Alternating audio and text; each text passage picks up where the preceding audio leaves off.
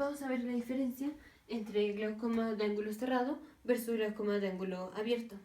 Entonces, glaucoma va a ser un aumento de la presión intraocular. Y esto puede ser por dos razones. Ya sabemos que lo que hace la presión intraocular es el humor acuoso, que es lo que vimos en el video anterior. Entonces, de la manera en la cual vamos a tener un aumento de la presión intraocular es que tengamos un aumento del humor acuoso. Y esto puede ser por dos razones. O porque el paciente está produciendo mucho humor acuoso, entonces por producción, o que el paciente no lo esté pudiendo reabsorber, que no se esté reabsorbiendo.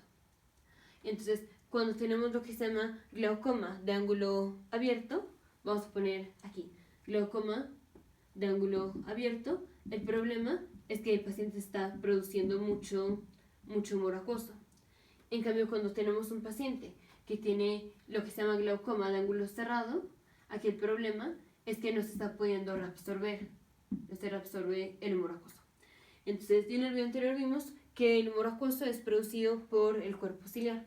Entonces, este cuerpo ciliar es el cristalino, este es el epitelio pigmentado del iris, todo esto es la esclera, esto es la córnea, esto es la pupila, que es un orificio en el músculo iris, esto es la retina, lo naranja es la coroides.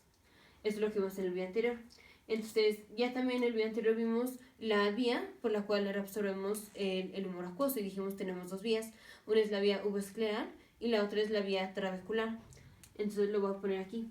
Dijimos el cuerpo ciliar produce el humor acuoso. Entonces el humor acuoso se produce aquí en la cámara posterior y pasa a través de la red trabecular, así, a la cámara anterior.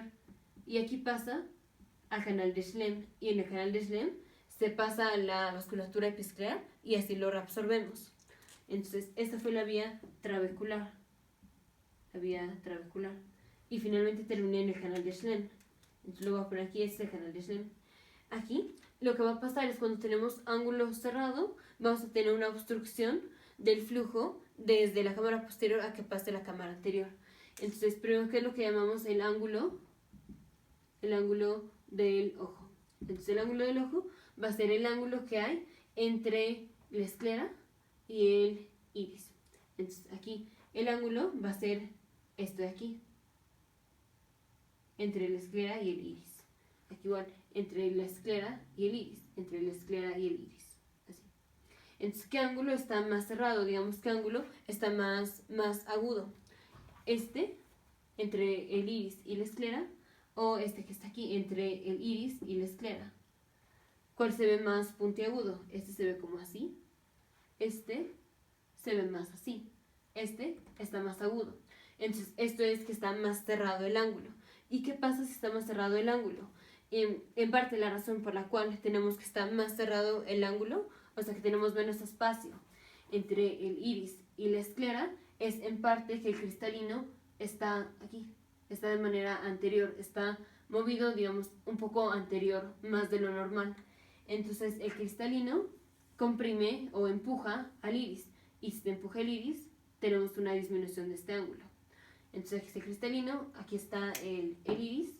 Y si el cristalino se pone, digamos, más anterior, vean cómo el iris se mueve, así.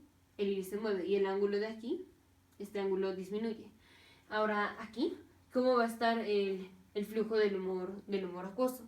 Entonces, si el cristalino está más anterior, vamos a poner aquí, tenemos que el cristalino está más anterior de lo normal, vamos a tener menor espacio en la cámara posterior, o sea, el cristalino va a estar comprimiendo o se va a estar empujando junto con el iris, entonces vamos a tener menos espacio en la cámara posterior.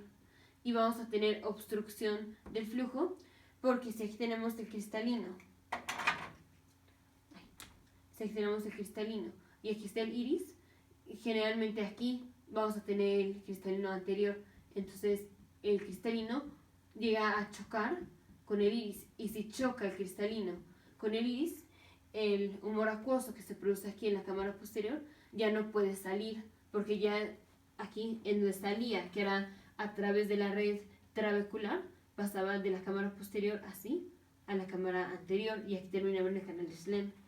Pero aquí no, aquí ya no puede salir el líquido o el humor acuoso porque el cristalino está, digamos, se está tocando con el iris y entonces no puede salir. Entonces el cuerpo ciliar sigue produciendo el humor acuoso, pero no tenemos flujo de salida, el humor acuoso no puede salir. Entonces finalmente no se va a drenar por el canal de Schlemm. Este es glaucoma de ángulo cerrado. Entonces, ¿por qué cerrado? Porque el cristalino está más anterior y entonces eso empuja al iris y tenemos una disminución de aquí del ángulo.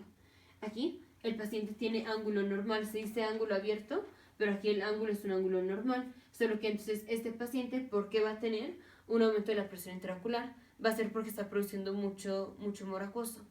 Entonces, el glaucoma lo dividimos en glaucoma de ángulo cerrado y glaucoma de ángulo abierto, que no es como tal ángulo abierto, sino que es ángulo normal. Ahora, el paciente que tiene glaucoma de ángulo abierto lo tiene porque está produciendo mucho humor acuoso.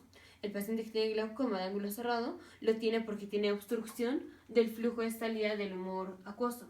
Entonces, aquí, ¿por qué está el glaucoma de ángulo cerrado? Porque el cristalino está, digamos, empujando o está más anterior de lo normal y empuja al iris. Entonces tenemos el cristalino y el iris se están tocando y al estarse tocando ya no tenemos por dónde sacar o ya no tenemos flujo de salida del humor acuoso. Entonces va a empezar a aumentar la presión intraocular. Nos vemos en el siguiente video, futuros médicos, científicos e ingenieros.